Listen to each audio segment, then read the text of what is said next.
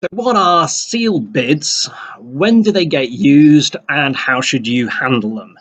I'll explain it all after this intro. I'm Tim Hill, internet entrepreneur, property investor, and author of How to Really Buy a Property.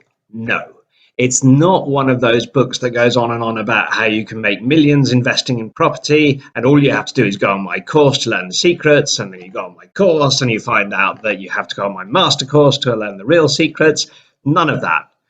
If you have decided to buy a property, no matter what your motivation, then How to Really Buy a Property is the smart way to do it. And it will save you time, money, and stress. Okay, so let's say we've got a property on the market for £95,000 and two people offer £95,000. The seller can look at those two people and it can say, well, this particular buyer seems to be in a much better position than that buyer, so I'm going to go with them. Or he could say, let's go to sealed bids, which is quite a common practice. Now, sealed bids is where you write your full and final offer on a piece of paper with your name, you put it in an envelope, you seal it shut, and you give it to the solicitor or the estate agent. And the solicitor or the estate agent will define a time. They will say, we will open these envelopes next Thursday, the 14th at 12 noon. You are under no obligation to take part in that. Just because you've made an offer doesn't mean you need to take part in the sealed bids process. It's an option. Don't write your figure on a piece of paper, don't put it in an envelope, don't give it to the solicitor or estate agent, and you're not taking part, and there's no obligation for you to go any further or purchase the property.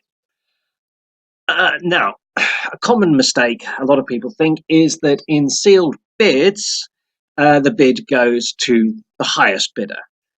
That can be the case, and that's why I advise people, if you're going into a sealed bid situation, say you've got this £95,000 property and you're thinking, I'm going to offer 98,000. That's going to be my full and final bid. Don't offer 98,000. Okay? Offer something like 98,528.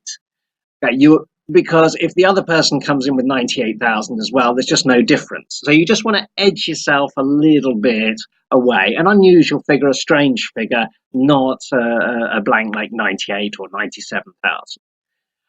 Again, as I'm saying, the sale doesn't have to go to the highest bidder. So in my case, I've got a fly here.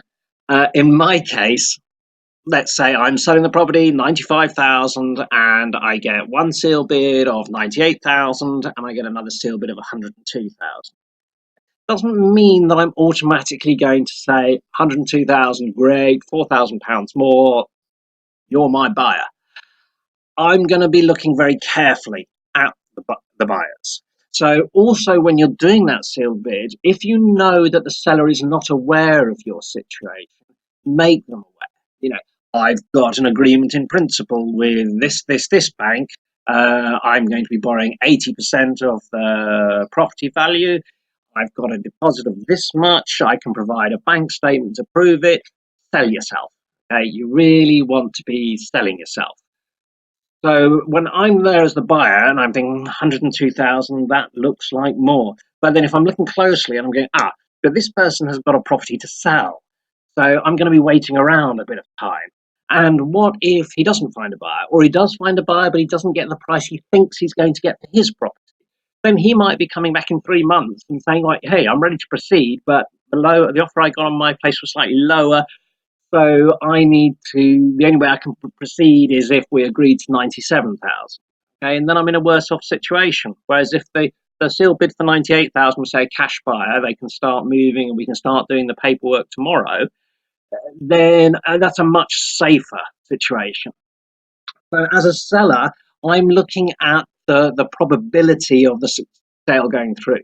It doesn't matter if the seal bid was 110,000, from the highest bidder, and I can see that there's a very small chance of the sale actually happening. In that situation, it doesn't make any sense for me to proceed because 0% of 110,000 is 0. So sealed bids, common. The way to handle them is obviously follow the instructions in terms of the deadline. But one of the things that people, especially estate agents, sometimes forget to say is choose that unusual figure, that very strange figure, so that you might just edge above somebody else. You might offer that £528 more, and if as buyers you're both like peas in a pod, you'll just edge it and win it. And remember also to sell yourself and make sure that the vendor, the seller, is aware of your situation, and make your financial situation sparkle. Okay, and that's it for Seal Bids. That's all for this short video. There's much more information in the book, How to Really Buy a Property. As always, if you found this information useful, please remember to subscribe, to share, to like, to do all those social media things. It all helps other people who need this information find it more easily. If you've got some specific questions which you'd like me to have a go at answering, please put them in the comments below and I'll try and get to them. And in the meantime, good luck with your property purchase.